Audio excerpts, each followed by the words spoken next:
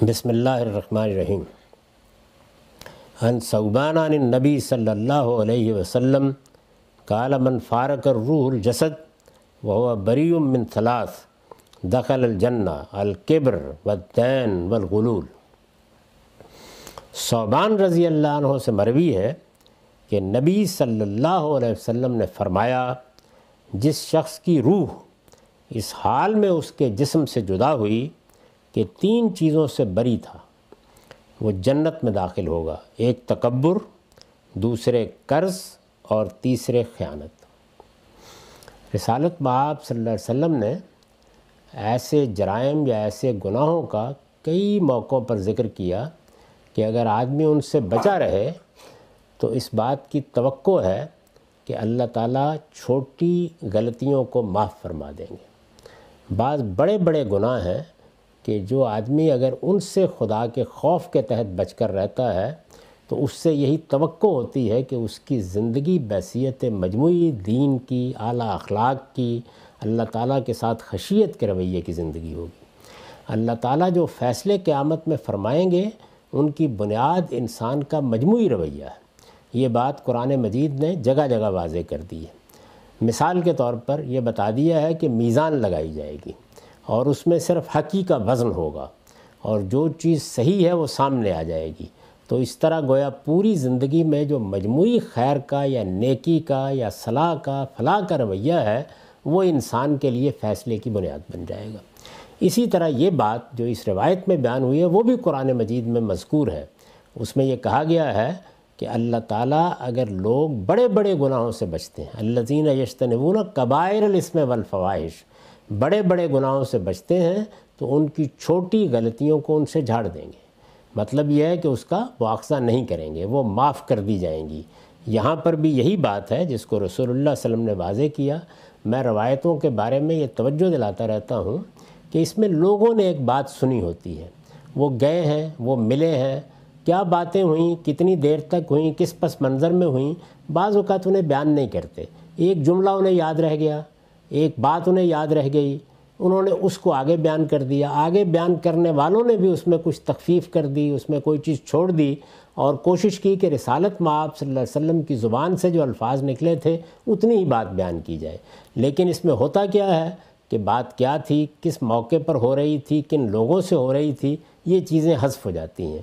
اس لیے ان کو سمجھنے کے لیے پھر ضروری ہوتا ہے کہ دین کے مجموعی نظام میں رکھ کر اس روایت کو سمجھا جائے۔ چنانچہ اس پر میں نے لکھا ہے، اس طرح کی تمام بشارتیں، یہ بہت سی اور روایتوں میں بھی ہیں کہ یہ کر لے تو جنت میں چلا جائے گا، یہ کر لے تو جنت میں چلا جائے گا۔ اس طرح کی تمام بشارتیں ان سچے اہل ایمان کے لیے ہیں جو خدا کی جنت میں داخل ہونے کی خواہش اور اس کی تیاری میں زندگی بسر کرتے ہیں۔ یعنی ان کا مجموعی رویہ یہی ہوتا ہے کہ ہم اس دنیا میں عارضی طور پر آئے ہیں، ہم یہ سمجھ کر زندگی بسر کر رہے ہیں کہ ایک دن ہمیں یہاں سے جانا ہے اور ہماری اصل خواہش کیا ہے، ہمارا نصب العین کیا ہے، ہم کس چیز کو ہدف بنا کر جی رہے ہیں، وہ یہ ہے کہ ہمیں جنت میں داخل ہونے کا اذن ملے اور ہم جو کچھ کر رہے ہیں اس کی تیاری کے لیے کر رہے ہیں۔ یعنی یہ ان کا رویہ ہے، یہ ان کا نصب العین ہے، اس کو وہ اصلاً پیش نظر رکھ کر جیتے ہیں اور اپنے تمام معاملات کرتے ہیں۔ لیکن کہیں کہیں پھسل جاتے اور گناہوں کا ارتکاب بھی کر بیٹھتے ہیں۔ یعنی انسان کے ساتھ یہ معاملہ نہیں ہوتا کہ اس نے اللہ کو مان لیا، اس نے آخرت کو مان لیا تو اب اس سے کوئی غلطی نہیں ہوگی، وہ کوئی گناہ نہیں کرے گا۔ انسان کو بنایا ہی اس طریقے سے گیا ہے کہ وہ پھسل جاتا ہے، پھر گناہ بھی کر بیٹھتا ہے۔ اس کے اندر جنس کے دائیات ہیں، اس کے اندر خواہشیں ہیں، اس کے اندر رغبتیں ہیں، یہ سب کسی موقع پر غلبہ پا لیتی ہیں اور وہ عقل جو اس کو دی گئی ہے اور وہ دینی شعور جو اسے عطا فرمایا گیا ہے وہ بعض اوقات نیچے ہو جاتا ہے۔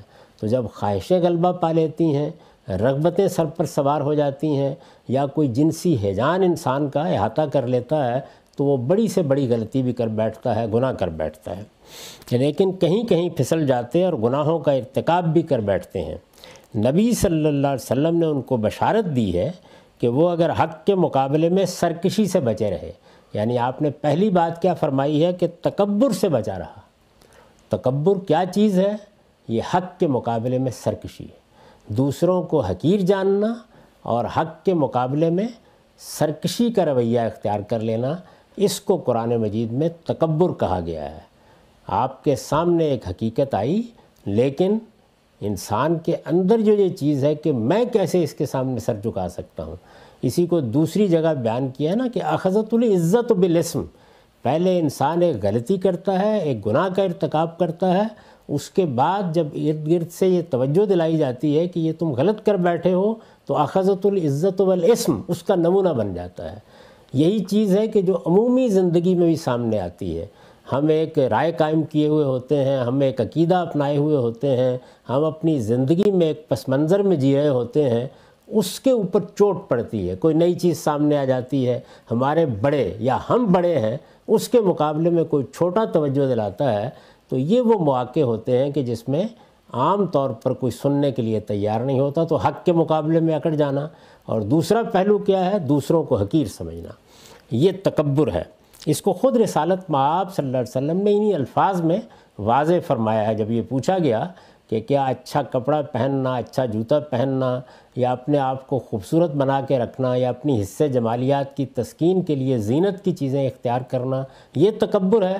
آپ نے فرمایا یہ تکبر نہیں ہے۔ تکبر کیا ہے؟ وہ یہ ہے کہ تم بطر الحق، حق کے مقابلے میں اکڑ جاؤ، وغمط الناس، اور چھوٹے لوگوں کو، دوسرے لوگوں کو، اپنے سوا دوسرے لوگوں کو تم حقیر سمجھو۔ تو یہ تحقیر اور یہ حق کے مقابلے میں اترانے کا، اکڑنے کا، غرور کا رویہ اختیار کرنا، یہ تکبر ہے۔ تو یہاں میں نے اس کی وضاحت کی ہے کہ نبی صلی اللہ علیہ وسلم نے ان کو بشارت دی ہے کہ وہ اگر حق کے مقابلے میں سرکشی سے بچے رہے، پہلی بات، دنیا سے رخصت ہوئے تو کسی کا حق گردن پر نہیں تھا۔ دوسری چیز کیا بیان کی تھی؟ قرض نہیں ہونا چاہیے، یعنی آدمی کو ایسے جینا چاہیے کہ جو اللہ نے اسے حالات میسر کیے ہیں ان کے اندر زندگی بسر کرے، اپنی چادر کے اندر پاؤں پھیلائے۔ سب سے بہترین زندگی یہی ہوتی ہے کہ آپ کو جو وسائل میسر ہیں، وسائل کو بڑھانے کی جدوجہد کرنا، بہتری کی جدوجہد کرنا، وہ غلط نہیں ہے، لیکن جو میسر ہے اس کے اندر اپنا بجٹ بنا کے زندگی بسر کرنا، یہی باعث عزت ہوتا ہے۔ ورنہ ایک مرتبہ آدمی قرض اٹھانے نکل کھڑا ہو تو پھر لت پڑ جاتی ہے۔ تو کسی کا حق گردن پر نہیں تھا، اور انہوں نے کسی کے ساتھ کوئی خیانت نہیں کی۔ غلول تیسری بات بیان کی۔ ظاہر ہے کہ خیانت نہیں کی تو یہ ایک جامع تعبیر ہے ان رویوں کی کہ کسی کا حق بھی تلف نہیں ہوا، کسی کے ساتھ زیادتی بھی نہیں ہوئی۔ تو امید ہے کہ اللہ ان کی مغفرت فرمائے گا اور ان کے لیے جنت کا فیصلہ کر دے گا۔ اس لیے کہ اسی طرح کی چیزیں ہیں جو ایمان کے باوجود آدمی کو جہنم میں لے جانے کا باعث بن سکتی ہیں۔ یعنی جن چیزوں کو اللہ نے حرام قرار دیا ہے، یہ کم و بیش ان کا ایک اصولی احاطہ ہو جاتا ہے۔ بعض موقعوں پر اصول بیان کرنے کا طریقہ اختیار کیا جاتا ہے، اور بعض موقعوں پر بڑی بڑی چیزوں کو بیان کر کے لوگوں کو توجہ دلائی جاتی ہے۔